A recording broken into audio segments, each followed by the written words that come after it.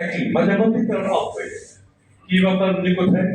তো উনি দিল্লি গেছেন তার মায়ের চিকিৎসার জন্য। পরে দেখা গেল যে উনি ওই কেরানীগঞ্জ দিচ্ছিল। আরে উনি কোথায়? তো উনি তো সিঙ্গাপুর গেছিলেন। আরে জানেন না, আমরা তো হাট উনি ওই কেরানীগঞ্জ ছিলেন। এই চিত্র যখন আমরা বুঝে ফেললাম, AIUB-তে উনি একটা মিটিং ডাকলেন। সেই মিটিংয়ে আমাকে স্পেশালি ডাকা হয়, কারণ আমি ওখানে যাওয়ার পর অফিস থেকে সর্বপ্রথম এবং সর্বশেষ ওই মিটিংয়ে যোগদানের জন্য আমি একটা টেলিফোন পাই যে আপনাকে এই মিটিংয়ে হাজির হতেই হবে।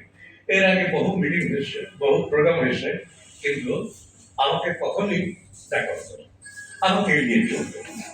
ওখানে একটা ক্যান্টিন, সবার জন্য লাঞ্চ।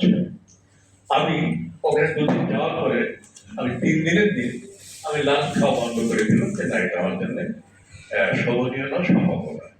ওখানে যে লাঞ্চ যেভাবে পরিবেশন করা হয়, মানে একটি লাঞ্চ খাওয়া মানে ওই মানুষের সর্বস্ব মা নিজের সব বিসর্জন দিয়ে তারপরে খেতে হবে। হলো বাবার জন্য আমাদের সম্ভব।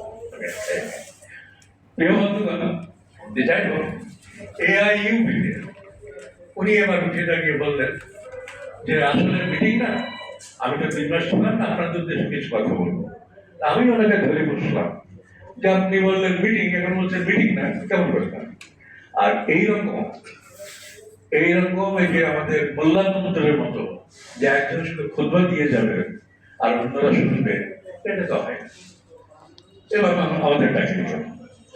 এই আলোচনার ভিতরে ভুল করে উনি বক্তৃতা শুরু করে দিলেন। আমার বাম পাশে সর্বশেষ আমাদের আলমগীর সাহেব, উনি ওই মিটিংটা ওনার মোবাইল দিয়ে ভিডিও করছিলেন।